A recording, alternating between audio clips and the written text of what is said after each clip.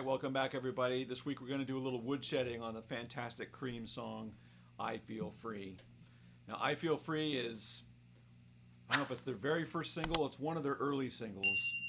And for me, it's sort of the first out there guitar solo on the Cream records where he has put a stake in the ground and he's going to start sounding like more like we know him. And when I say him, who do I mean? I mean Eric Clapton, as the great sort of rock soloist, laying out a blueprint for years to come for many to copy and emulate. But this solo, in particular, I think it covers a lot of interesting ground, and we're going to spend some time working on that. I think it's an important solo. It's not the best solo you'll ever hear in the world. It's not the most important solo you'll hear in the world, in the rock world, but it's pretty up there for a number of reasons. So we're going to take some time working through that together today. Now, in the early days of Cream, Clapton was known to be playing primarily Les Pauls. I think on that first record, I mean, who knows exactly, right? I mean, I don't know. The records were not kept very well, but what you tend to see him playing and photographs of that period, he's mostly still living with Les Pauls. The next album, Disraeli Gears, you start seeing him with an SG. Let me get that right. How do I point to it? I'm looking backwards. There. Like one of those. But for this song, I think he's on a Les Paul. So we're going to go with that here today. So what's really important is I think he explores sort of the full tones that the Les Paul has to offer. Not quite all of them, but the solo, it starts out on the neck pickup, and he's got the tone rolled almost all the way down. So this is when he's sort of getting into that, or coming up with that, what he eventually called the woman tone, which was just, maxed out on volume and rolled down on the tone on your guitar. Maybe he actually did some rolling off of the highs on the amp too, but I think primarily you get that by rolling your tone down. So the first part of the solo is rhythm pickup, tone down to about 2, volume maxed. The last part of the solo is bridge pickup, volume wide open, tone wide open, and it's great. The whole arc and the story of the solo, as we'll see, it really starts out with this tone up here, moves down to the bridge tone, and it builds and builds, and it's super interesting. Okay, but I'm going to stop talking about it now, and we're going to start doing it. All right, so I'm going to play the notes that are in the first part of the phrase. I'm not going to worry about the technique yet, but let's just get the notes. So the first part is...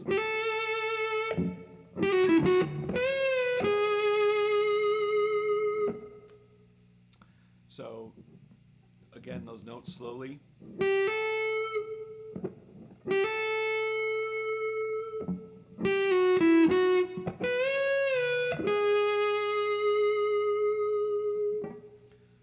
Ending on what's the major third of an E, making it a major E chord, right?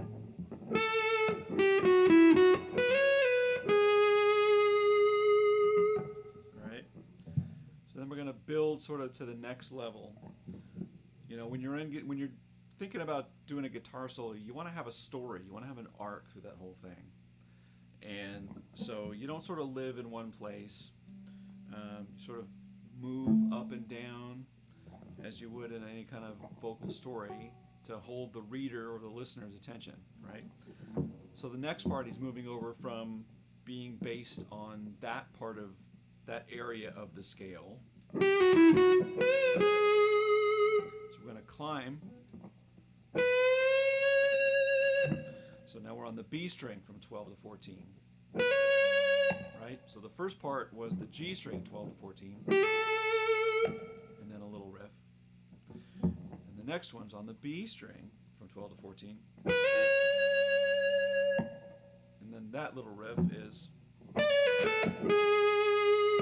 again ending on that major third. So both of those together again.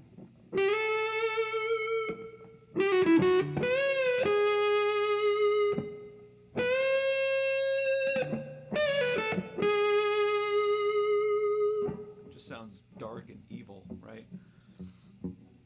So that's the first part. So now we're going to build to something else, right? So we're going to go a little higher. We're still on the B string, and here's where we're going to go to the wrong note, right? So the note we're going to go up to is not in a major pentatonic or a minor pentatonic. We're actually going to bend from 14 to 16 on the B string. We're going to bend up to that note, which is in E flat. And then the little riff right after that is. So that slowly again is.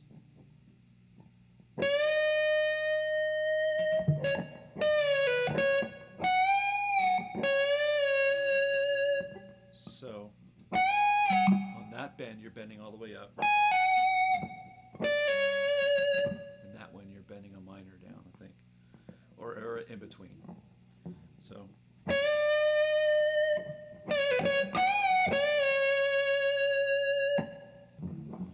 So then we're going to go back to where we started on our G string.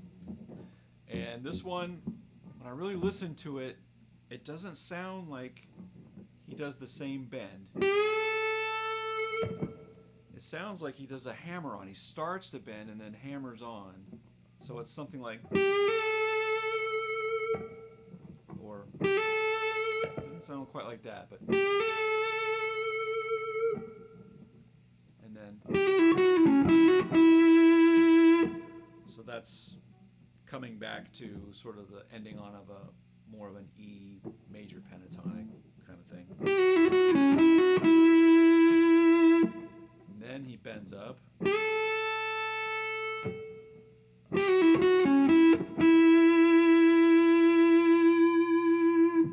Alright. So that's all the part on the rhythm pickup. Then he switches over the bridge and screams that last part. But before we go there, I'm just going to slowly go through this part again, all the parts together. All right? I'm going to do it slowly one time and then at tempo the next time.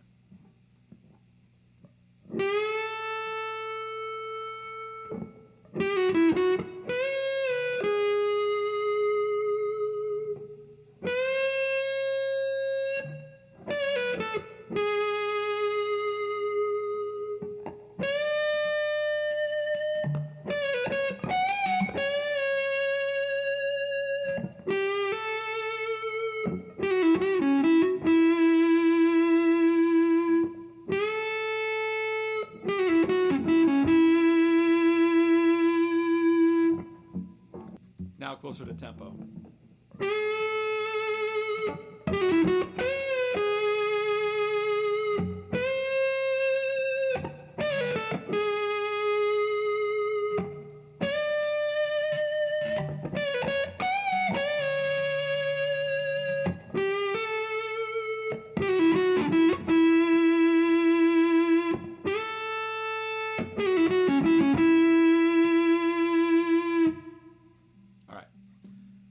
Go. Now he hits the bridge pickup.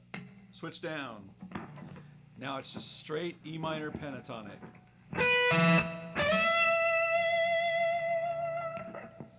So B and E string on 12, and then you're sliding from 13 to 15. No, 15 to 17s.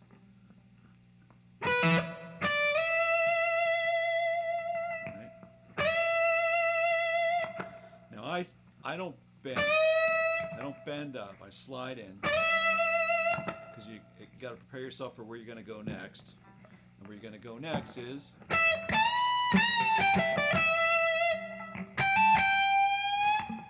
so it's just working off of the 15th and 17th frets now on E. So you're sort of playing in that box between your B and your E strings.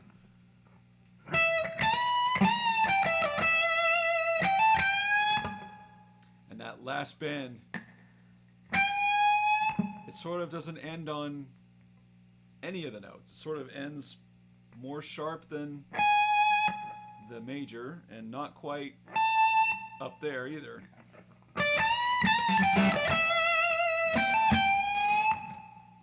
Great. All right. So let's walk through all that part one more time.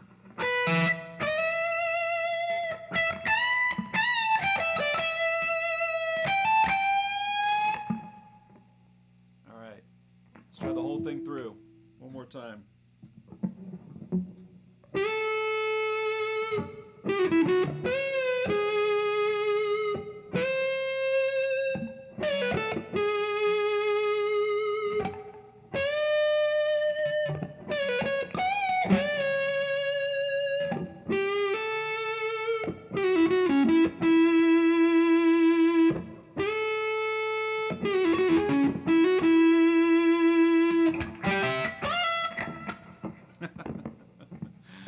Wrong.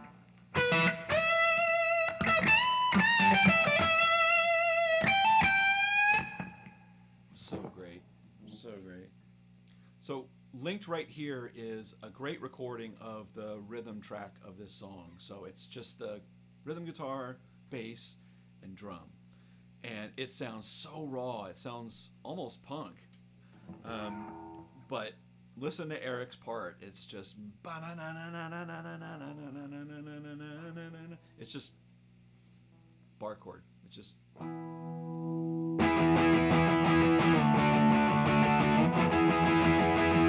the whole song.